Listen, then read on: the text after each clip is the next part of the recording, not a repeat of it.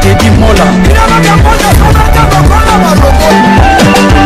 Vanilla Teddy Mola di Giuseppe Pandabon Teddy Mola Teddy Mola Vanilla Teddy Mola di Giuseppe Pandabon Teddy Mola Teddy Mola Vanilla Teddy Mola di Giuseppe Pandabon. Ouais, voilà. Mbote de bandeko nyonso balanda biso na Teddy Mola TV, Teddy Mola TV tozana pona bino. Merci na bandeko tout ba soutenir nga na mabondeli, ko partager mes missions, ba critique, ba remarque na bino. Merci. Na pesi mbote na envoyé spécial du chef Masamba Ginwani, mbote na masanga jino mukaso mona makonzi otika na makonzi.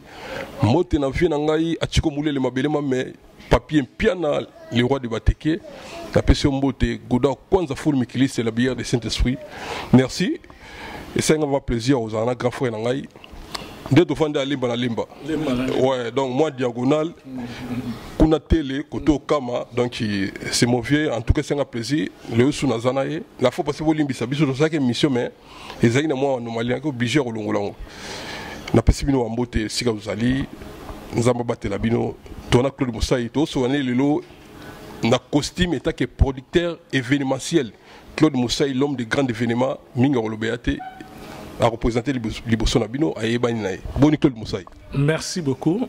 Bien. Bien. Et puis, Mbote na balandini tout. On a Sabino toujours. Abonnez-vous, abonnez-vous, abonnez-vous. Teddy Mola TV. Hein? Donc, ça m'a comme bien. Azo solo la bien. Et puis, ben, monsieur qui est nenge ya bien. En tout cas, Mbote Ming na batunyo au Barolanda Biso na minito tozalina. Claude Moussaï, l'homme des grands événements, déjà, Boni Bassanga production. Oui, la production va bien. La production va bien, sauf que Bissoto a plus. Parce que dans la production, il y a des choses. Hein. Il y a la production discographique, il y a la production scénique. Vous comprenez, il y a plus na scénique. Ça veut dire que organisation de concerts, tout ce qui est scène, quoi. Bon, au niveau scène, en tout cas, tout ça qui va décadence trop par rapport à arrêt oyaki ya bande konabiso balinga ite ba musique eko akobeta awa. Donc un peu musala ekitaki moi mukie. Mais entre-temps, de l'autre côté, discographique et maintenant continuer, tout ça discographique et continuer, un peu toucher ma théâtre, mais avec éternel Dieu, merci que Batoiseau a évolué bien, même na ba kota ba journaliste, ba réalisateur, éternel était quand même na souffle moko au saliké tout qu'on propulser pour nous passer un message na biso. Donc phénomène combat et bon moussa na yo. Oui, phénomène combat vraiment, Bissoto bateau plus touché. Donc, bateau na scène, donc scénique. Vous comprenez, c'est nous, au point qui a un problème mingi, quoi. Donc, ça veut dire qu'on ne peut plus organiser des concerts et qu'il y a un moment qui baisse la musique à Congo et qui parce que la musique. Disque et tambolana promotion. Promotion, ça veut dire spectacle, ça veut dire tourner. Quand le groupe tourne, à ce moment-là, ils ont véhiculé œuvre naïe et puis Monique Makambu et qui ne pena quoi. Ça fait au moins combien de temps, plus que 10 ans déjà? Oui, mais 10 ans, ça a commencé. Et ben déjà partir à Londres, et puis en France, c'est ça qui plus de 10 ans. Après en France, c'est ça qui précisément 2010, 2010, ouais. 2010 et puis après l'élection surtout il y a Papa Chichi, c'est là où vraiment Pena Komaki danger. Même en 2011 c'est là où j'avais pris l'initiative. Alors c'était bien avant parce que en 2011 non c'était bien avant parce que le dernier concert que moi j'avais fait c'était le concert de Ferrego là. C'était le concert, ce concert-là de Ferrego là à l'Élysée Montmartre. Ouais. Concert il a fait avec l'Élysée de Montmartre, c'est en 2008. Déjà, dernier concert déjà. Dernier concert déjà au Ngai na Sali, na côté scénique. Donc, en 2008. Dernier concert. Donc, ça veut dire qu'avant 2008, déjà, le concert est comme il y a Kokosor, le concert est belé, le Kalaka, le Ouira, le Élysée Montmartre, Papa Wimba, il fallait faire un truc avec Kofi, concert de 100 €, et déjà, dans l'espace Maribel. Donc, et Simba qui était déjà avec Diana Bambouille, quoi. Merci à toi, Claude Moussaï. État qui est producteur ya mboka na biso producteur na biso ya poto wa boza ebele mpona kotanga bakombo te siko bozwa likanisi nini mpona kosolola na bandeko babengi bakombata. Bon, mon amoni, j'ai toujours ce que je retiens toujours ce que papa m'avait dit. Papa m'avait dit avant sa mort, alors dit que petit frère, mo tolère monsieur ces opéla, il faut tika mon ano opéla. Tika yango et beaucoup faire yango moko parce que on avait essayé avec beaucoup de négociations, mais la situation, parce que c'était combiné avec la situation du pays. Donc tant que le pays aussi avait des problèmes, donc on ne pouvait même pas en ce moment-là. Donc maintenant le temps a fait, le temps comme le temps c'est le juge, donc le temps fait son temps. Et maintenant Makambu et Bandi Kozonga Nandenge Moko. Mais en tout cas, on a souffert qui vraiment dans les Kambu. Comprendre pourquoi? Parce que Bisoto a battu Oyo, l'air toye awa na poto, toye na poto awa. Par concert mingi et banaï ko beta ma la petite salle. Par concert belé banaï beta ma vraiment dans la petite salle. La salle amike bah salle ba 3000 places, ba 2000 places, ba 1000 places, ba salle ba 800 places. Bah salle amike. Vous comprenez? Mais après quand on est venu avec je salue toujours mon ami, mon frère Dario Kindongo, Lemba toujours. Dario Kindongo. Donc lui c'est un grand producteur, Dario Kindongo. Et puis je reconnais ici en France, il ne faut pas oublier Badivé Foulampungu, grand producteur. Ouais. Grand producteur, on peut parce que l'histoire va rester l'histoire. On ne peut pas changer l'histoire. Oh, Batomboli musique il y a bas congolais. Ça veut dire que le groupe Moussé na poto il y a bas congolais et beta na grande salle mais produit par Mindele. Oui. Mais Bisoto Betsi na grande salle produit par des Congolais et des Aïrois Bisoto. Ouais, voilà, ouais. Vous avez parmi les Congolais, les Congolais. Ouais, donc vraiment, tous parmi son habitant à producteur scénique. Moi, je ne parle pas de Batbassa à disque, Batbassa à disque, mais Biso l'air to yaki vraiment na vague moko boé, ok, to memi ba musicien na biso ba Congolais na ba grande salle. Et à Poto. Vous comprenez? Entre autres, le concert de Ouera, le palais des sports. Vous comprenez? Le palais des sports, les lots, Congolais Msouna na beti kunate. Vous comprenez? Mais il y a des Congolais Moutou, qui Ouera na palais des sports. Donc moi, Claude Moussaï qui vous parle, et mon frère Dario Kindongo. Et puis, na opé seulement en confidence moko ya moukie que le jour où tozo qui ne louer salle, il y a palais des sports, to kutana kina producteur, monsieur Jean-Claude, comment ça s'appelle, de Subir sur quoi, c'était le manager et producteur de Johnny. Vous comprenez? Donc, quand on est dans le couloir, l'air toqué par Madame Mona Isabelle pour nous louer Nini. Après, à présenter Ibiso, qui est un manager à Johnny, parce que Johnny a un manager pour louer, parler de sport pendant une semaine. Johnny, il fallait habiter pendant une semaine. Alors l'air, tu sais que non, Ibiso, tu es producteur, tu produire un artiste congolais à Kamwe. Artiste congolais, c'est Congo d'abord. Ah, il y a un situé, non, Congo, oui, l'ancien Zaïre, artiste, Werason. Werason, mais il n'est pas connu. Mais comment est-ce qu'il va faire? Est-ce que vous êtes sûr?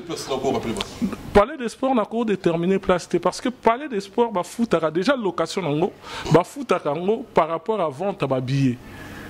Donc ça les a tellement mounés. Ceux qui n'ont sans billets, donc la salle et qu'au foot à partir il y a donc on a barré mot basalar. On est tous de bon tour sur espace moko il y a 5000 places. Ceux qui vont communes à 5001 tarif est changé. Vous comprenez? Donc vraiment ça salle moko très mythique et puis quand moi indeni to kokai kozwa salwana à l'époque tout je pense c'était quoi encore, c'était un franc français hein. Ça nous a coûté au moins 400 000 hein, 400 000 francs français à l'époque. Ah ben 60 tonnes 60 hein, 60 000 hein, je pense hein. Ah ouais. Besoin que ça. Mais naïf c'est ok. Tobimi salar peut bateau bakota concert wana ba mona ki nini de kaina concert wana. Comprendre. Même l'air te même que ouera na kata salle pour tu sais que ya ko sala balance au sala.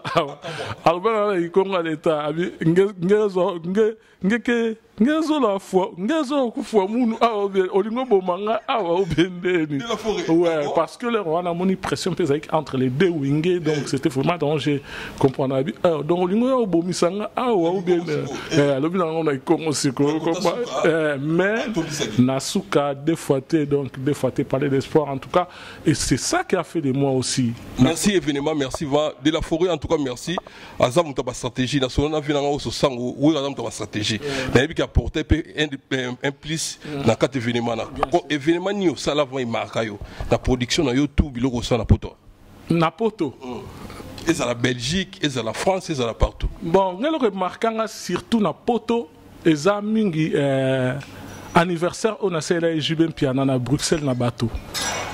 Il y a solo. Bien sûr. Na cela Jubem Piana anniversaire na kata bateau Tolongwa bana Bruxelles Tito Sal aller-retour en Verse à bêta concert na Katina Suède. Comprends donc ça c'est le plus beau cadeau. Pourquoi? Parce que le jour où on a coûté na Jubem na psake qui na oselo anniversaire à Kamui Makasabi oselanga anniversaire. Et puis aux Awa c'est que na kata bateau na Bruxelles bani na bi mais non impossible. Vous comprenez? Donc papa chéri, encore merci parce que le mec m'a pas demandé même 1 euro. Merci en tout cas.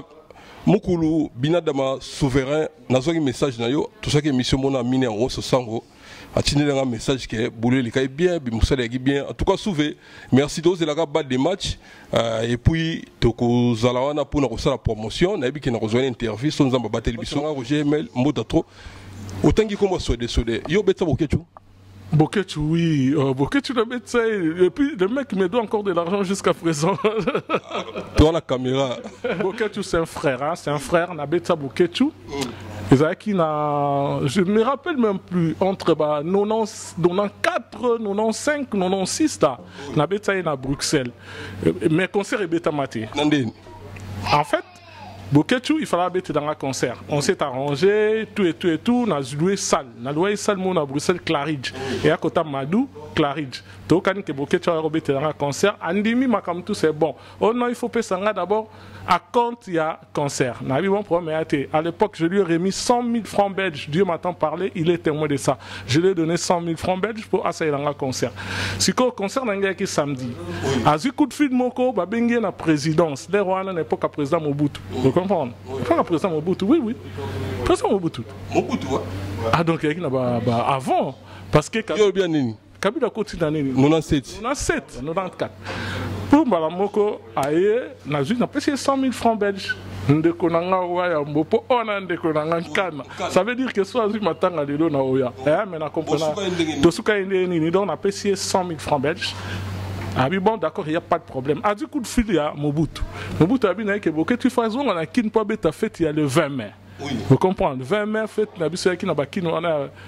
me rappelle, il y a un père, il m'a dit,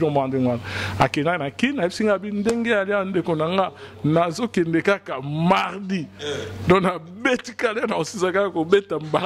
jeudi, awa, comme ça, samedi, concert. Malheureusement, à combien Mobutu a Kangi. Donc, moi, Azonga, les sous-sous, et ça a quitté. Donc, sur ce qui concerne Ngapé et Rata. Vous comprenez? Comment on peut appeler ça? Il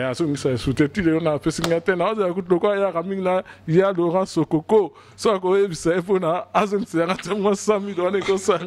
La pessi Motamba. Convertir à un fois, na héros de l'eau. Et elle se quitte à moi, que ça n'a qu'à moi bien quoi. Mais ce qui est regrettable parce que Boketu c'est un bon artiste. Mais si on a un pessi Mama Didia Soba, moi c'est une trop. État qui est musicien, si on a Boketu, au digérant, on a Boketu à tel mais la bande de artiste au Loban. En tout cas, et pas on a vraiment ça, et ça n'a pas passé pourquoi. Au début, ce que Boketu est en train de faire aujourd'hui, ce qui est en Côte d'Ivoire, Alpha Blondy le fait. Hein. Vous comprenez? Mais Alpha Blondy, Aza, artiste moko engagé. Tu comprends? Aza, artiste engagé, à l'obélara politique, mais Ezalaka Yaba insulté. À tel mais d'arapé, Ninga n'a été musicien qui bino pe fokara boko manon. C'est que Alpha Blondy a Osala en Côte d'Ivoire, ils ont yangote mewe ya salaka. Vous comprenez? Mais bangon yon se bazar d'artiste.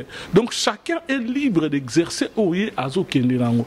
Mais là on a regretté tika on a zo banan. tozongi wana bamise bayembela bakonzi mais kananga oyanga c'est presque pareil parce que quand que pas mon compte abi oya souté devant mon compte osani donc qui c'est baninga tende bayembela Kabila tandis que moi non mais Mobutu bon wana kutu na mona ngo ça c'est un faux débat on comprend un faux débat mais moi c'est que je lui conseille que quelqu'un qui a du talent quelqu'un qui a du talent, il peut servir aussi le pays, kaka na combat, mais na insulté, na ninité, et puis à exercer métier na épaule, en tant que producteur. Et que je sais que c'est un bon artiste qui a du talent.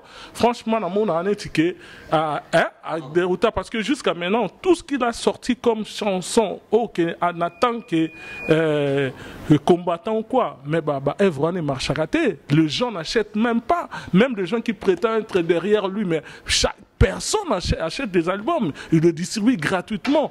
Or, Alpha Blondy, à sa artiste engagé, mais quand il sort un album, les compatriotes achètent parce que le message est un message moroté, il y a la violence, il y a la nini, non. Franchement, bon courage, c'est un choix dans la vie, comme toi tu as fait un choix, comme moi j'avais fait déjà mon choix, que Fachi c'est mon candidat. C'est un choix, donc c'est pas un problème. On a un ACP en antenne. Il y a le fatité, il y a le fatité. Non, nga kutunga morote. Jojo, mbi, ukopa un pote, qui est mon pote. Asala Shwanae, Chiko Mabele Mame, Asala Shwanae. Donc, toko kukabola ba choix ba touté. Merci wana toya dans la politique. Fabrice Kambala, qui est l'autorité morale, Nabiso. Vous comprenez? Na domaine, na côté musu, na branche entre comme. Vous comprenez? Na autorité morale, Nabiso, na PC mbote de loi.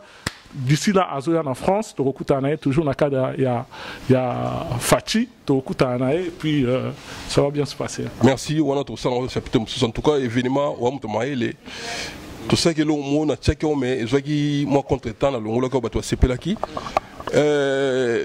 Déjà, namona roto mis na Facebook, namona otaka photo ya Ferré, otaka photo ya Mukulu, otaka photo ya Wera, otaka photo ya Fali.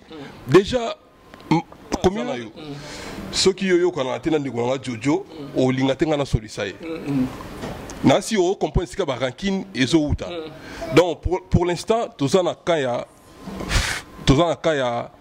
nazui Fali nazui vina biso Koffi Olomide ozo comprendre nazui lisusu donc bango bana bakana bango mususu nde etikali ouais te wawaze quand otie kota bawaze quoi JB, Ferré, Toshi Héritier, Bazana Kanabango. Si comme musique on toque dans le selon yo, oui, parce que courant dans Makambouane. Oui, mais au moment où on est dans ce CP là, Naza pena flatté, très flatté. Malgré quelque part le malheur est bon. Pendant tout ce temps que Bakani musique il y a quand même une évolution. Surtout il y a on a bien produit nangai. Comprendre. En commençant par Fali. Par exemple, je suis le premier producteur de Fali Ipupa. Le premier na droit chemin. Avant David Mosso. Le premier Fali a Koufinante Azanabo Moy. Donc, et puis, na repé ça yo DVD Oyo. Au moni DVD Oyo. Na repé ça. So que na DVD Oyo, au mona interview, il y a Fali.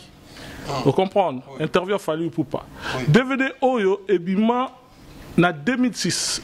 Vous comprenez? Oh, ils ont qui concert il y a Gramo Pau. Na betaille na Belgique. Vous comprenez? Mais na Katia nini Oyo, ils ont boni c'est na Katia awa na studio ya Fali. Tant ça la droit chemin. Tant ça la droit chemin. Ils ont awa parce que nous on parle pas sur les paroles en l'air donc ils ont na Katia awa. Ba preuve ali, ce côté na Katia DVD Oyo, Fali na pesaka combo na droit chemin. Juge des stars. Naïpsa qui est talent aux anango un jour na vie au juger ba star na mokil na monde vous comprenez sur le album à droit chemin na générique alibosa le bara Fali Ipupa juge des stars vous comprenez ngaim na batsake et puis eza ko lo baté so tali na DVD oyo oro ka Fali azolo bake yé mutape sanga ikombo au juge des stars mais disque na ebima kité vous comprenez donc mutumoko azana talent moko. Okapi Congo Service. Pour vos démarches d'acte de naissance, jugement supplétif, casier judiciaire, acte de mariage et transfert d'argent, contactez Okapi Congo Service au 07 58 12 18 04. Okapi Congo Service, Ponako Salisaba, acte de naissance, jugement supplétif, casier judiciaire, acte de mariage, Pekotinda Mbongo, Benga Okapi Congo Service, na 07 58 12 18 04. Donc, na kati ya bonisi ya fali eza na oui na kati OK notala mpo yo linga makamba boyeming lemso ke nango o tirer extrait wana ka ya interview wana na kati émission oyo o tirer pe na kati soko moins au sarapo ko occuper ko comme il va gymnastique belé mais il faut bima parce que batu basenga ki faut bete so masolo c'est ça tout mo ça événement oza bon mais na aussi ça likama fali boete nous avons informé que Fali il va jouer le 28 na Bercy. C'est confirmé? C'est confirmé et là déjà nous sommes à 88% il y a vente il y a billets. Donc le billet tikali moukié pour ici là. Ça loin ça là 19 000 places, 19 800 places. Donc bazaïwa bozalawana vraiment Fali, c'est la fierté du Congo. Fali, donc, je ne sais pas parce que, non, mais Fali, c'est quelqu'un qui automoni. Netinga vraiment, n'a pas fier, parce que j'ai vu depuis la carrière, on a solo, Tindenge a commis les lots. Donc, on a fier, beau, on a fier, un artiste, on a tombo la bende, les abisso, Congo, Congolais, et puis, jeune, la génération, et franchement, tous à la derrière Fali. Félicitations aussi à trophée Autozoa. Aujourd'hui, à la meilleure artiste d'Afrique centrale. En tout cas, bravo, Dicap, la merveille. Nous sommes ensemble. Merci à toi. On a profité de ça Dicap, félicitations. Et puis, événement, on a soutenu Fali et ça, on a mboka, on a billet, Nenge Sengeli, dans le concert le 28 février. Merci Dicap, n'a pas si soumbo te namoni Elman et Maître Manix n'a pas si soumbo te skozali. Siko yo na retourna yo Fali Dicap. Olobi ozala ki producteur ne bo kabona nde ni po David Masozoi. Non, to kabona te au contraire parce que au moni l'album Omi Balé les réseaux salam. Ah toi l'album neni ya Danger des morts. Donc Danger des morts réseau salama Fali place ko enregistrer droit chemin. Donc mais grand mot pao vient en Akati. Et puis voyage oyo déjà voyage oyo. Vous comprenez? C'est voyage oyo et ça voyage oyo biso. Ça veut dire ça na biso, ça veut dire que Ngai Dario et Master Nanga Steve Moussi, les grands Sédois. Ouais, parce que Kofi avec une difficulté aux a déjà visa, vous comprenez? Et que c'est mon frère Master Nanga lemba toujours, yem ta salaki tout azulae visa. Et le jour où Azulake visa, Kofi a un concert en Suisse. Et j'ai appelé le vieux mon père, on a vu vieux nangai nazolio visa parce que qu'est-ce que nous avons visa ti. C'est que non on a managé n'engen sur nazolio visa bi nanga petit nanga ozu visa n'engen nini na c'est que vieux nazu visa. Wana Schengen eza na te. Wana na nute wana makambo wana otozo beta ozo makambo ba 2005. Concert au Nasalaka ya Montreuil, Boro et Tondé, à Kofi Olomide, na Palais de Congrès à Montreuil. Vous comprenez? Donc, Tobengi Kofi a mis photo kuta na gare de Lyon. Na Zuna, pauvre Shango, que son âme repose en paix. Fils Shango Akufa, en tout cas, Moli Monae, et puis ma place à Ali, Toza qui biso mbale. Na la Kofi papier ya visa boui. Avis favorable. Donc, il y a un combo. Donc, il y a avis favorable et il y a visa. Il y a un combo. Je ne que je salue. Donc, à Koufité, Azan a bon moi, Makambo, tout n'a pas ya batu. Bazan a bon moi, Moutoumoko à Koufité. À partir de visa, nous sommes non, à partir de visa. Wana kutu fali pa na kini fois ya na makamba visa wana lero wana vous comprenez donc mais avec problème ngana vient ngai do vient no ebate na tsanani na tika nani na longola nani donc lero wana mais bon fali déjà avec na bout du fala ya asala droit chemin asala album wana parce que album wana les gens n'ont révélation belé vous comprenez pour le vieux mon parle ba na fali même que petit na pesa l'art au pesanga banzembo wana ngana bimisela vous comprenez fallait ado pour banzembo wana to banora on a car biso mbali nae obi ke monsieur koko mulai po to no beto on a car mais fallait il doit ça na trois chemins nzembo abezaki tina album nga kutu ko nzembo nga na olela na yo kai ka bete nga ona guitare po leto sa programmation to zai ka batu misato ngai Maika Munani na Fally Ipupa biso 3 na studio Conseco vous comprenez biso 3 les azo kotisa ba plan a du guitare à la casque abando yemba pour Maika Munani a programmer nzembo ndenge za Fally azo beta guitare basse accompagnement solo yembo na mbonda. Donc il était venu complet na droit chemin. Vous comprenez? Bateau tout baya na ba guitariste baya yem ta opesa bango ba note. Donc azaki na tout ya yi. Les raobe tanzembo attente ya Josélie. Vous comprenez? Les rabandi nzembo attente ngaiska lifa en tout cas ngai faut voir ngaka na nzembo aisinga bi mais non José Venement na oboko na nzembo te na oboko na nzembo moko et ça succès planétaire. Aboko na nzembo ni. Liputata Bufatu. Vous comprenez? Donc, il faut un succès planétaire. Planétaire, pas bito betanga no, ngaza mobutu. Vous comprenez? Vous voyez qu'il y a souka na net na film. Merci à toi. Kota la Ferré na Fally. Bon. Biso vanga netinga na ibi nanga problème ni bazwate mais ezakamo ambri omona ke oui batakoto ba cracher si oyo mais kota la bactiste na biso mibale ngana na monate ke Fally a cracher les faire pas cracher les faire mais si quoi ça la rasoza de muta moko donc c'est-à-dire il faut tika la muta moko so muta faire tika la muta faire so za muta Fally tika la muta Fary yo siko jira bonde déjà venanga mon pao venanga ma belle vous comprenez il y a les madame ma belle donc au bandi quartier la terre anako na ba Freddy Masombo to luka ba musicien donc quartier la terre c'est parler na biso vous comprenez l'air ana ba vena biso ba Toussaint ba no beta na grand Zaïko ba Véron donc kala donc venanga vous comprenez tout ça là où tu concert moro bo il y avait mon pao l'air ana écouter na ya lolo swami. Ils ont un institut du 14 octobre. Vous comprenez? Institut du 14 octobre, ils ont limité. Vous comprenez? Je ne vais pas habiter avec Marmaya Lolo. Vous comprenez? Mais, avec le quoi pur petit Lolo, on a tapé moi, parce que nous avons déjà un kata makambo, on a un bakin quoi. Donc, les rencontres, on a une liquidité. Donc, viens en aïe.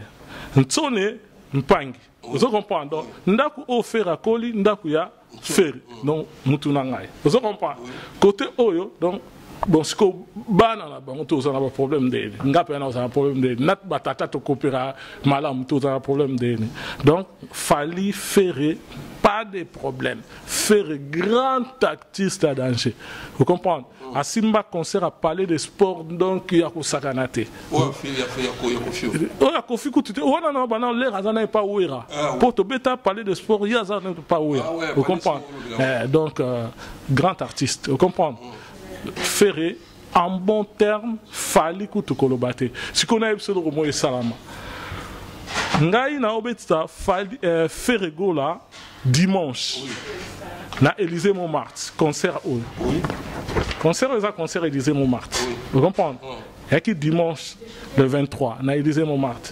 vendredi Fally il faut abé taper kaka na même salle mais vendredi vous comprenez c'est que là tout bani campagne il y a publicité vous comprenez il y a faire pour la faire ngazo sala makamba faire si ko Fally pas obeta concert na vendredi na producteur na ye vous comprenez oui si ko Fally mutunanga faire épée mutunanga mais là tout bani campagne il faut na ça publicité à faire pour l'air wana faire mutawole sangai il faut na ça publicité na pour concert na ngai et Simba vous comprenez oui.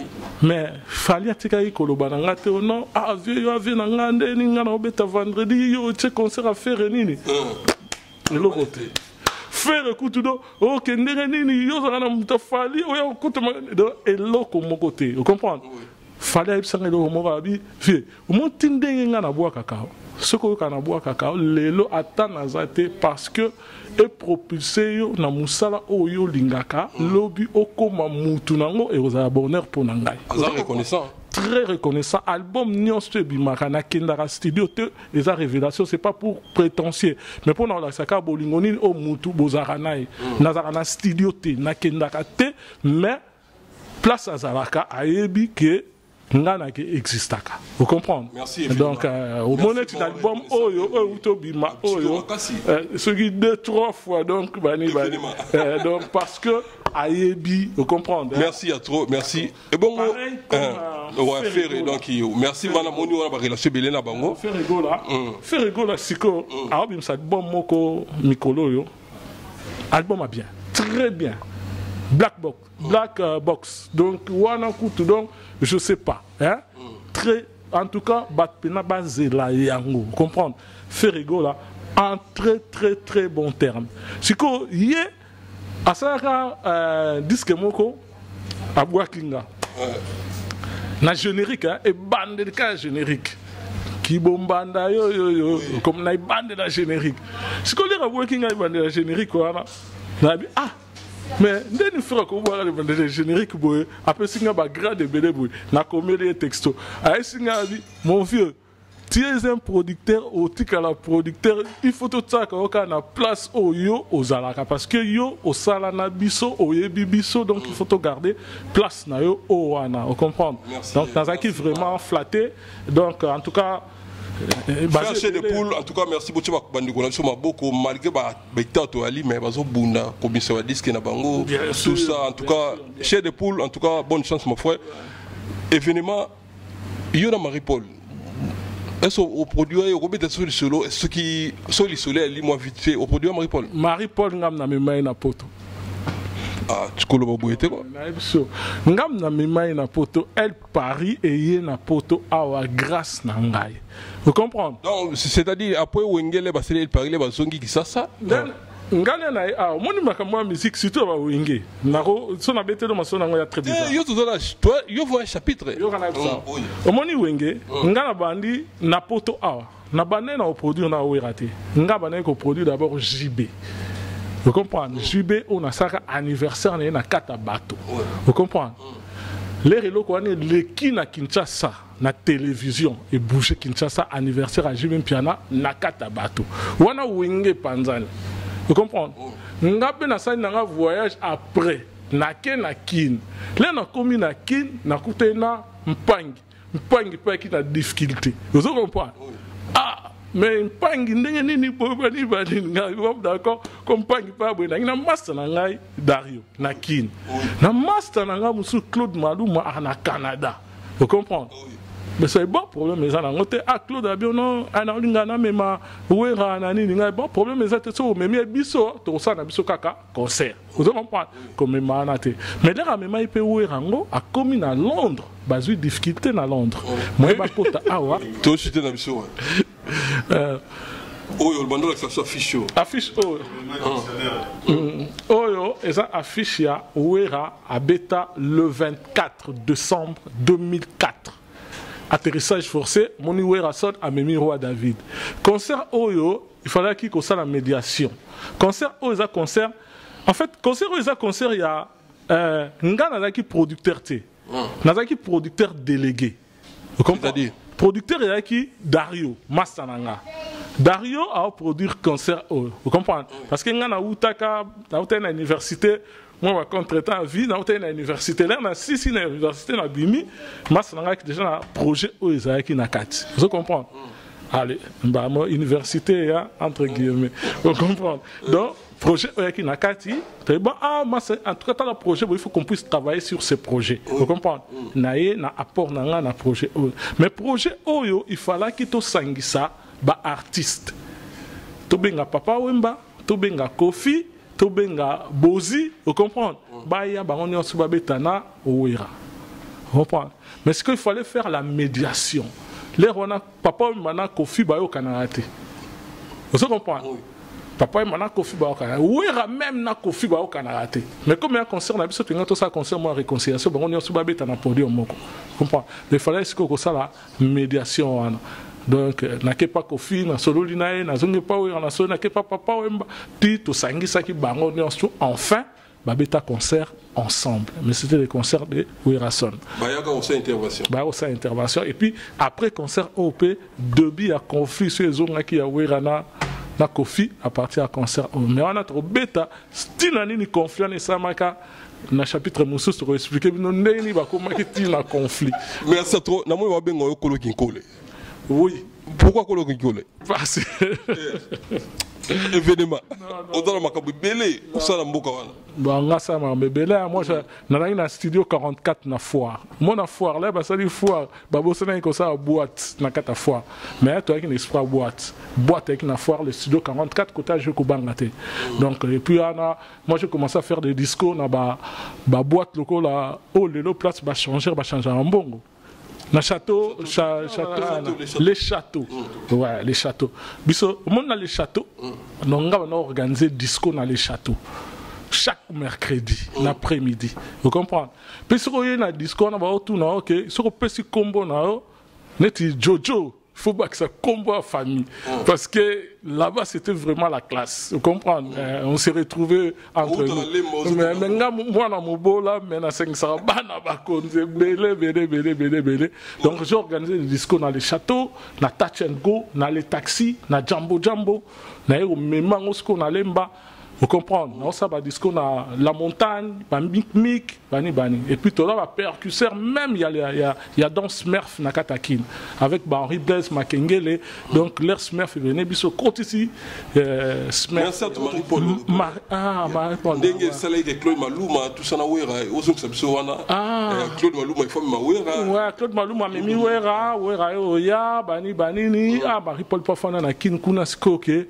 Moyen pété. Donc Marie-Paul, Marie-Paul déjà Abimarakin parce que il soit design un problème na Saddam Hussein encore. Si vous réflexion na yebi kutute que Marie-Paul a Abimate et puis na koya ya Marie-Paul yango nde Kofi apesanga kombo ya l'homme des grands événements.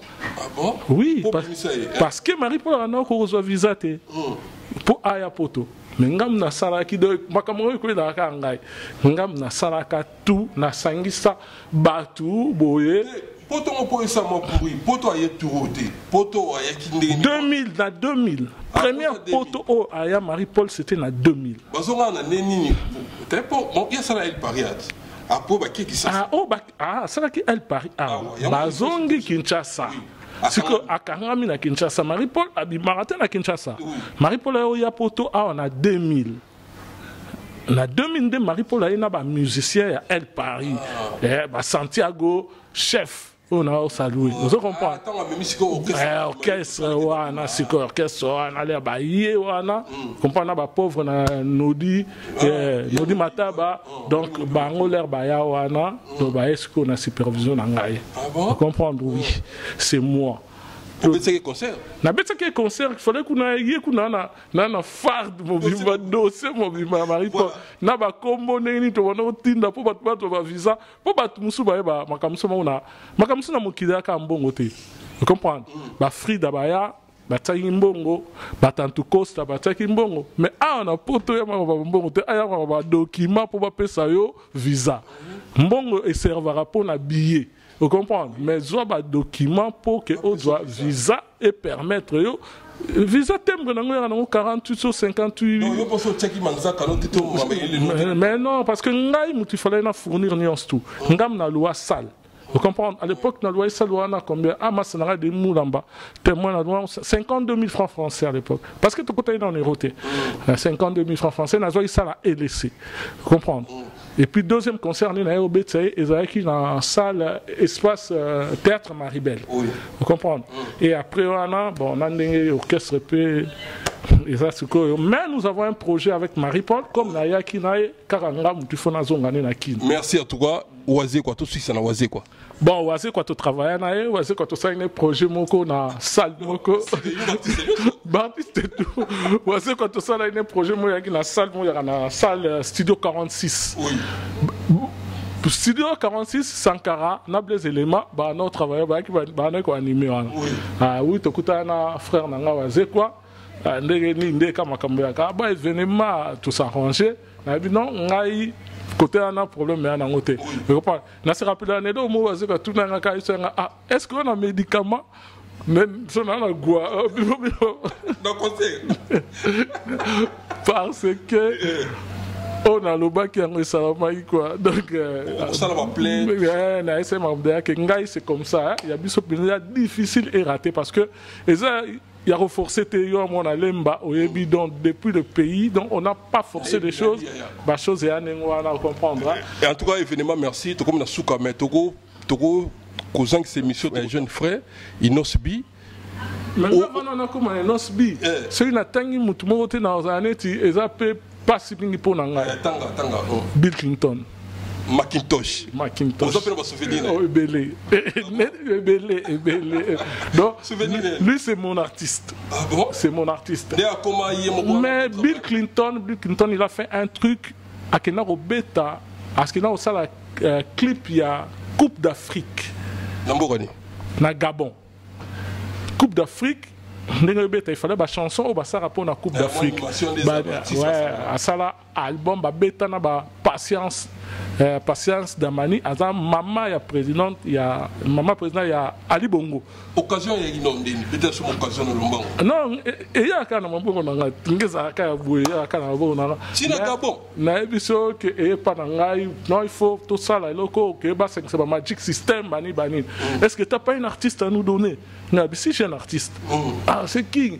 Oh, mais artiste, on ne connaît pas. Moi, j'ai dit non, vous allez le découvrir. C'est un bon artiste. Vous comprenez? Il y a une Bill Clinton. J'ai appelé Bill Clinton à Kin. C'est Bill au Kende Gabon parce que management Moïse House au Gabon pour qu'il nous soit là. Générique, il y a Coupe d'Afrique. Vous comprenez? Donc, au Koutana, artiste solo, il y a Minene, il y a Mokilibo, Koutana, Kunana Bang. Vous comprenez? Ah, mais viens. C'est. Tinaka passeport, photocopie passeport et tout dans 2-3 jours. Makamte amona afanda na kit baya bazoaye ba memai na Gabon akena sala kutana na artiste donc à ce peu là et ça là est bien en Afrique, vous comprenez. Mais bon, au moni il y a le talent, mais il y a aussi le management, il y a aussi la chance du talent, il y a beaucoup de tout autour de l'artiste pour que l'artiste puisse aller à l'avant quoi. Mais c'est quelqu'un de bien, on a travaillé avec lui donc pas de problème. Et puis, dans un artiste Moro Boé, à un petit, à un vraiment, à un grand T, à un anité. Oh, la danse Montana. Oh, de Kawira. Au produit, au monde la danse. Oh, la danse. Donc, parce que, au monde, Bissouta, le chasseur de talent. La danse, il s'est allé trouver à Wenge. Donc, à Beta salle mythique, il y a France, qui est le New Morning. Ah bon? New Morning est la salle Oyo, donc grand artiste français, les cadres dans la New Morning. À Beta Ondine. À Beta Ondine. N'a pas dit au Beta concert. Non. À Beta concert, la émission qui est plein, tout s'est bien passé, la danse Montana Karamoko. Comprendre? Parce que mon au cause on a talent, mais il faut battre pour canaliser le talent. Non. Mais tout ce qu'on fait là, moi j'ai la passion de la musique. Hein? Ce qui pendant comme Mutambongo, Makasi, la comme Mutambongo, Makasi. Mais moi, la musique c'est quelque chose qui est à moi. Donc, donc bon quand c'était que na comment ce qui est sonné problème pour moi d'être que ce qui est donc moi c'est ma passion et puis et donc à Souka on a rien à l'oba peut-être cause à Oya maintenant que c'est Inosbi ce qui mais attends Inos il a beaucoup de talent ce mec il a plein de talent c'est un grand artiste et donc c'est un artiste à féliciter franchement et puis ce que je suis en train de déplorer, au même dans le gouvernement d'Abisso, il faut qu'il y ait un accompagnement de nos artistes. Il n'y a pas de... Non, il n'y a pas d'accompagnement. De toute façon, il faut que la place. Ben oui, ils ont mérité. Ouais, tu moi, maïe le mouké, tu zui awa na poto, tu as quand même na kin parce que tu as une expertise. Tout le monde la musique congolaise, et la musique mouko rapporté mbongo et belé na mokiloko sakanate. Vous comprenez? Imagine-toi qu'au Congo nous avons 475 ethnies. Tout ça, on a 475 ethnies et que chaque ethnie a sa musique dans nos propres. Vous comprenez? Donc la musique congolaise n'est même pas exploitée, même pas 5%. Barik Menabiso. Vous comprenez? Évidemment, bateau ba kangana bango donc il n'a pas de côté côté.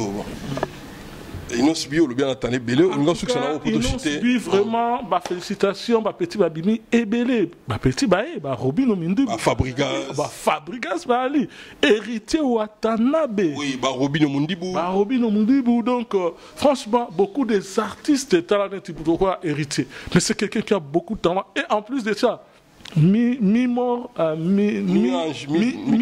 mi-démon Nazo confié bidon en tout cas Boluka album wana soki ebimi cet artiste a travaillé plus que le BM franchement bravo l'artiste continue comme ça mais essayez toujours d'être le même on y va kitoko Olga Kabelo et maman Kabelo à kitoko Olga Kabelo partout bozali toi on est dans le système il y a internet là toi on a poto mboka qualité munela contrôlaka Kabila mabe et la frontière et quitter l'aéroport voici ça de Gaulle et mboka ngamot yango tolobi Olga Kabelo ya original ya solo ya milai ya ba mère boss na talo malamu soki olingi kaka na internet partout zali commandez Kabelo na yo ya Olga Kabelo tala numéro et comment miana benga batindeli yo ufuti mbongo na yo to ufuti mbongo na yo batindeli yo kitoko Kabelo a kitoko Olga Kabelo oyo sala kakardasha Olga Kabelo oyo Beyoncé achaka Olga Kabelo Shakira Kaka Olga Shakira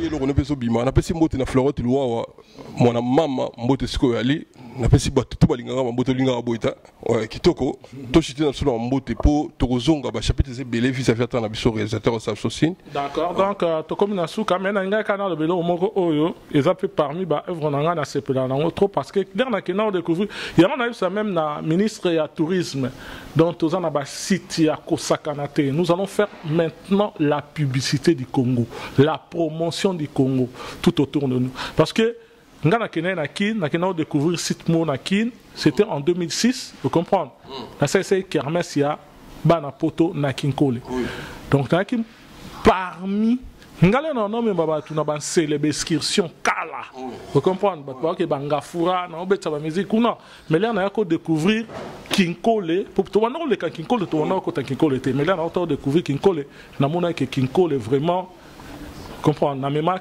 Fali na Kinkole, tout ça là, kermesse à bana poto na Kinkole, avec Fali Poupa, leur disque né bimi à droit chemin. Comprends? Donc en 2006, je fais découvrir aussi les gens qui collent d'une autre façon et que les lots Kinkole comme place touristique. Donc ça veut dire que. Merci, moi, question, moi, curiosité. Il faut comment nous avons la capacité à produire. Tout les gens, c'est belé, tout. C'est tout à fait normal. C'est tout à fait normal, hein? C'est tout à fait normal. Mais. Ngaï n'a reproduire Fali. Fali c'est un frère. Oui. Je vais lui produire quand je veux, je vais lui produire. Vous comprenez? Quand je vais lui produire. Et puis, même, Nazo Sengaï, ouvertement maintenant à travers cette émission, après concert, il y a le 28, comme c'est un vendredi, moi je vais faire after. Donc, juste là, outil concert, on a 5h, 6h, Tito, on a after, on a Fali, after.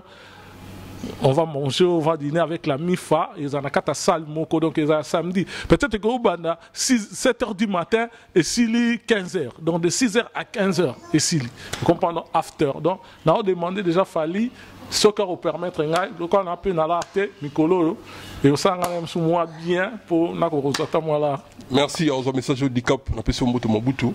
To comme na biso na suka na biso na ba mbote ya kopesa bato. Oui, na opesa mbote na Fabrice Kambala, autorité morale. Il y a autorité morale donc pour biso to ba ta fachi, hein? Partout au déclaré il faut fachi zala, to na Jojo Mbi yemo ali awa mpoi. To na Chiko Mabele mame, to na Bakoyene, a musika sikoyo. Azab dadi Bakoyene, les jeunes maîtres. Les jeunes maîtres à Moussika, à Dubaï, vous comprenez, nous sommes de cœur avec eux. et puis baninga nyonso otozanga na bango na kata makamba ya Fachi o balo continuer ko soutenir Fachi mokonzi po ya mokonzi ya mboka. En tout cas, dans la plateforme nyonso, dans l'association nyonso, vous avez pena ensemble. Merci. Et puis mon fils Arsenic Moussaï, héritier des trônes, Anim Bombo, la femme battante. Au Mikolope, a propulsé dans l'association Nae, il y a des femmes qui ont soutenir Maman Denise, donc Anim Bombo, Azana Gilles Mbembe, Azana Richard, ensemble, on va aller pour Maman Denise. Merci. Maman Anim Bombo, persévérer. Merci à tout cas Claude Moussaï. Tu peux pas changer à l'imba terminer si mbota trop. Risquer moussoumari na Canada na peso mbote na pesi mbote na vina arrive à Moulou.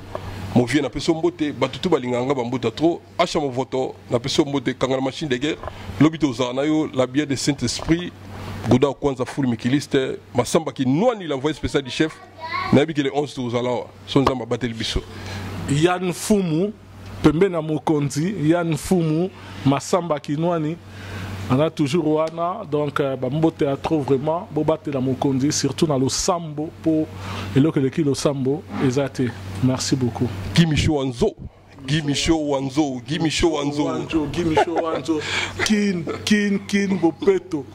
Gimisho Wanzo, Nazoya Osala. Kin Bopeto, to sitolobi ango ke tozana campagne munene awa. Chaussures de sécurité, gilet de sécurité, bagan pour na kin bopeto. On a un projet Fachi jeunesse et puis du vaso ya na yango mikolo na brutalité. Après qu'on yamba mokondi, so ka na France, to koti siko vraiment na campagne wana parce que projet ali photo kin ko bongo. Tous avant Gimisho Wanzo na peso mbote na kanisio merci. Contribuer à Teddy Mola TV Toroya Congo na yambo na biso. Ba congolais tout na pesi bino mbote sika bozali partout, bana Londres, bana Suisse, bana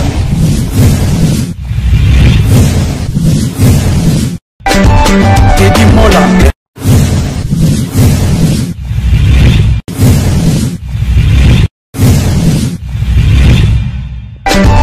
Teddy Mola.